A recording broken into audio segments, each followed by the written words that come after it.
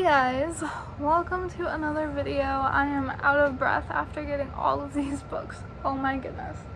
As promised, Monday, since it's Friday, I'm going over all of my favorite romance books, and these are all dual POV except for an honorable mention, which I've mentioned Monday, but I'm bringing it up again because I love it a lot and it's worth it. So yeah, I don't have anything else to say. I've already said everything. So let's get into it. First, we have If He Had Been With Me. I know, I love it. And because this one is single POV, I brought this one in because this one has multiple POVs. This one isn't really romance. This is just like the aftermath, and it makes you want to die a little bit on the inside. If Only I Had Told Her is so heartbreaking, but I enjoyed it. I thought it was good. I cried like a baby at the end, but it was good. It follows Autumn and the aftermath of what happens at the end of this book. And it's so sad. You just want to give her a big old hug, but you can't because she's in a book, and it's really heartbreaking. So let's move on because I will start crying. Haunting Adeline. This is for the dark romance girlies. Not everyone likes this book. I see so many people get slandered for liking this book, and I do not understand. This book isn't for everyone. Dark romance is not for everyone. It's for a specific type of person. Okay? It just, like, in a way, it heals something in me, and that sounds really bad, but it's true. I love this book, and I will defend it until my last breath. And following this book, we have Hunting. This one made me cry. This one broke my heart, but it ended with a bang, literally. So yeah. I, again, look up trigger warnings with every dark romance book. It is so important that you do not take them lightly because these are heavy, heavy books, and you have to take the trigger warning seriously. I cannot stress that enough. They are important. And you can always go to the author's website to get full in-depth trigger warnings, even though they're already in the book. So it's crazy. It's really good. I love it. I love it.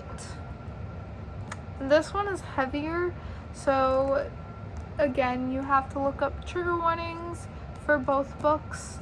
But because this one ends on a cliffhanger, it's gonna make you want to read this one. Just look up trigger warnings because this book is a lot darker and heavier than the first one, and this one might just be too much for you. So your mental health is more important than a story, and just keep that in mind when looking at trigger warnings. Next, the same author and the same universe, but it's Where's Molly. I ate this up. I read it so quickly. I got the hardcover because when I pre-ordered it, there was no paperback. I prefer paperback, but I'm okay with hardcovers. Just, preference. But it is so good. I'm gonna have to I'm gonna have to jump back into these books because, I love them. Maybe I could just read them in chronological order too, and I don't know. These are good. These are really good. So obviously it follows Molly, who we are first introduced to her in this book. She gets a really, really tragic, horrible past, and it's her trying to get over it and live with knowing what she knows and feeling what she feels. And she meets a little Mr. someone along the way, and then he comes back into her life, and then they yeah, wink wink. I can't even wink. I don't know why I did that. Okay, we're going on to some lighter topics. Twisted Love. This is part of the Twisted series, the shortest book of the Twisted series. They all just get longer the deeper you go. I don't understand why, but I mean, I'm not complaining. I've seen so many people say that you can read this out of order, but I suggest reading it in order, because if you read it out of order, you're going to be confused on some things. So I would suggest starting with this one, and then I have all of them here, so I'll go through them in order, but I suggest just reading them in order so you're not confused. This follows Ava and Alex, and it's grumpy sunshine, essentially. And it's also a little bit of best friend, or not best friend's brother, it's brother's best friend. This is brother's best friend and grumpy sunshine, and there's a lot of like twists and turns that happen in the middle and towards the end of this book, and my jaw was dropped for half of this book because I was just shocked, and I was so taken aback by what the heck was going on. I ate this one up. I ate it up and left no crumbs. It was delicious. I hate that I just said that. I'm gonna have to put these like on the floor, I think. Next is Twisted Games. This follows Bridget and Rice. It is Bodyguard and Princess. So we're protecting royalty. Actually, she starts off as a princess and ends as a queen, literally. So yeah, and she takes no crap from anyone. I really liked her. She was really, she was good. I liked her a lot. I mean, this was probably my least favorite out of all of them, but I still really liked it. It just didn't take hold of me like I hoped it would.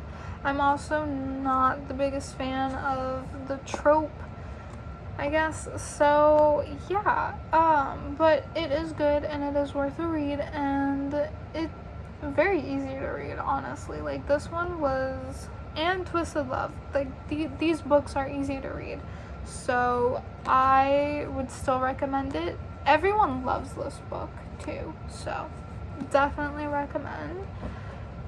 And then obviously we gotta move on to Twisted Hate, because it's the next book in the series. This is Enemies to Lovers and Best Friend's Brother. So it is spicy. Yeah, it is spicy.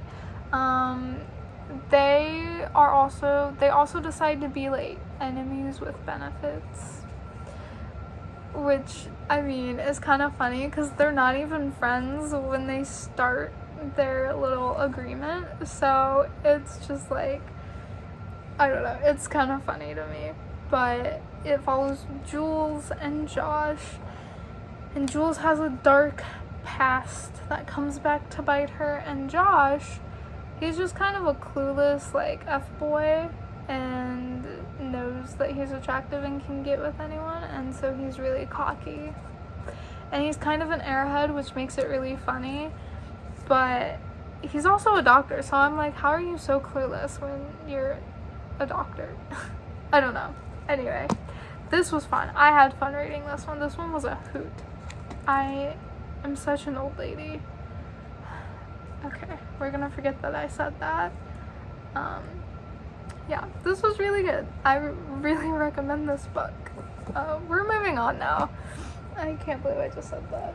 I recently finished this book, but it's Twisted Lies. I also had fun reading this one. It was good. It was trying to think of a word that does not make me sound like a grandma. It was good. It was fun. Yeah. Yeah, this follows Stella and Christian. It is fake dating. He is also a billionaire. So, she gets spoiled a lot. Which, honestly, good for her. She deserves it. She deserves it all. She is literally just trying to live her life and make a living off of fashion. It's her dream to work in fashion, and so she's trying to, pursue that. And she ends up having a stalker incident. And Christian, being the rich man that he is, liking her, he tries to take care of it. And he does. He does end up taking care of it in the end, but they end up fake dating. And it is, it's a little slow in the beginning, but once it picks up, and it's just like, whoa. I liked it. I recommend the whole Twisted series. They're all really good. Next, we have 1,000 Boy Kisses. This one will make you cry like a baby. It'll make you cry like a baby. It follows Rune and Poppy. They are childhood best friends. And Rune, and he ends up moving away. And him and Poppy lose touch, and he's really mad.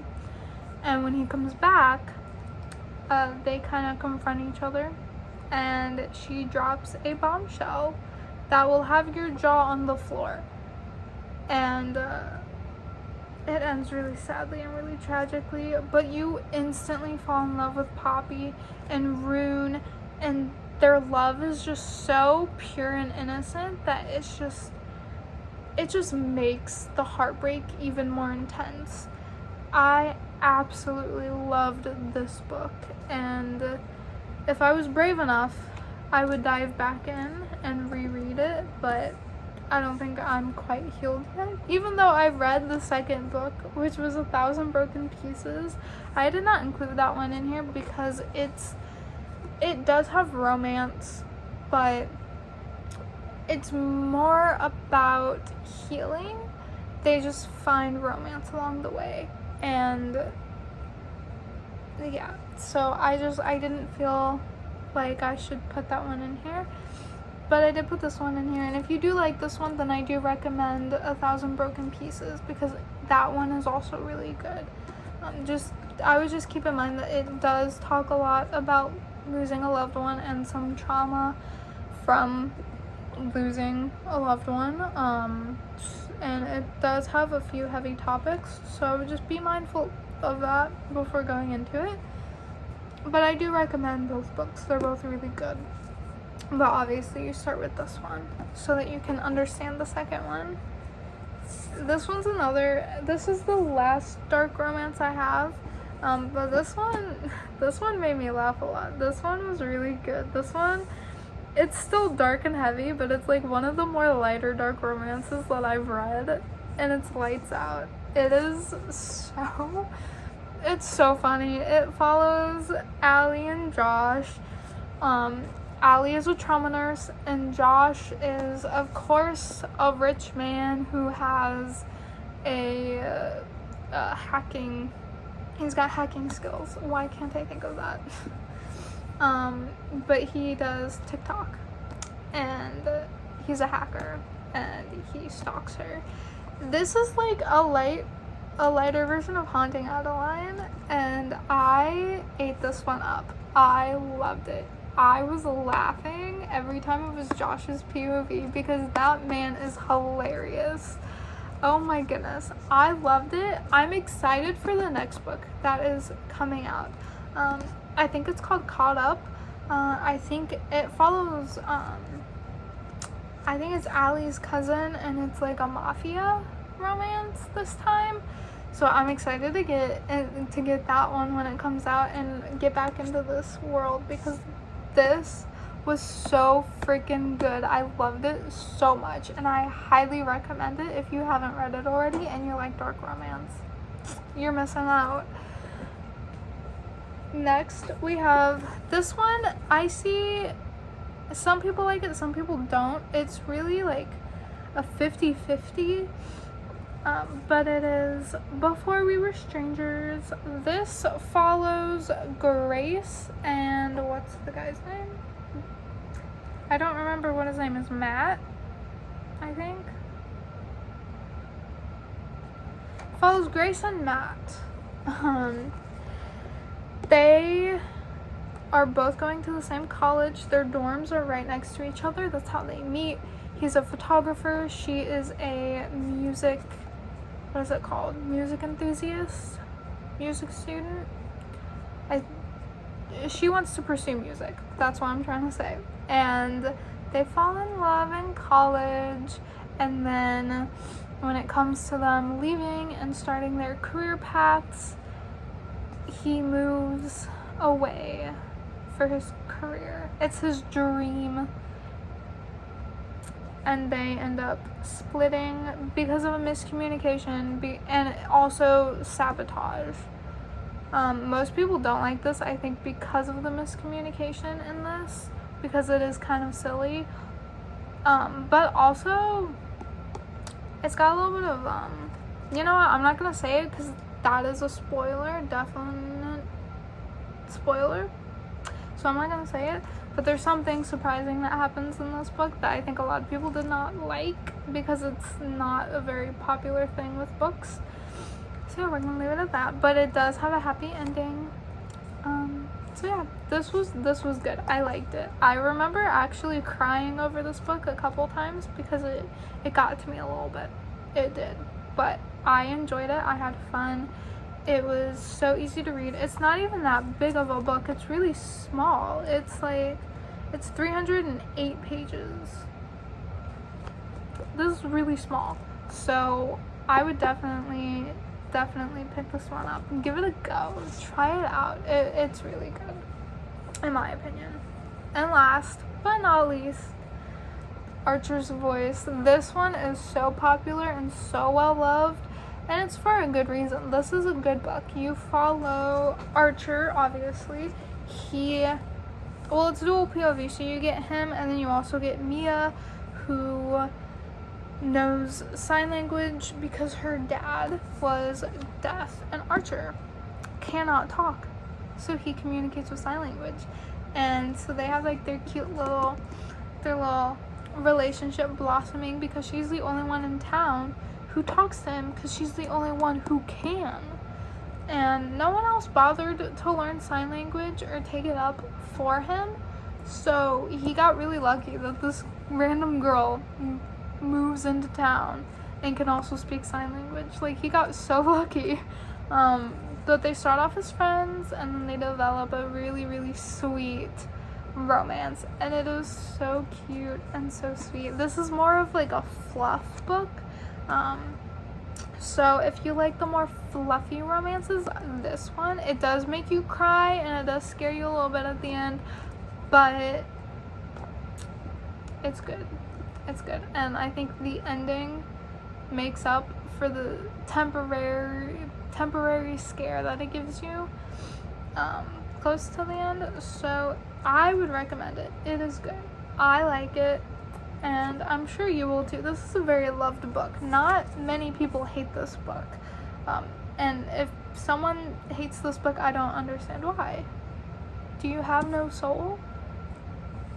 Anyway, that is it for this video. I need to eat dinner. My tummy is growling. I hope you enjoyed. And if you have read these books, let me know what you thought. I think these are all worthy of reading. Take a little gamble. Obviously the dark romance books are more for the dark romance girlies, or if you want to dabble in dark romance, I would probably recommend starting with Lights Out because it is lighter than the other ones that I talked about, but it's fun, it's good. Again, look up trigger warnings. Obviously don't take them lightheartedly, take them seriously. And if you read the triggers and don't think it'll trigger you, or you know it's not going to trigger you, then just have fun with it, because that's what reading's all about. And I hope you enjoyed this. I love talking about all of these books. I love sharing books that I love, and yeah, I don't know. But I will see you guys Monday with another video, and I hope you have a great weekend. Bye!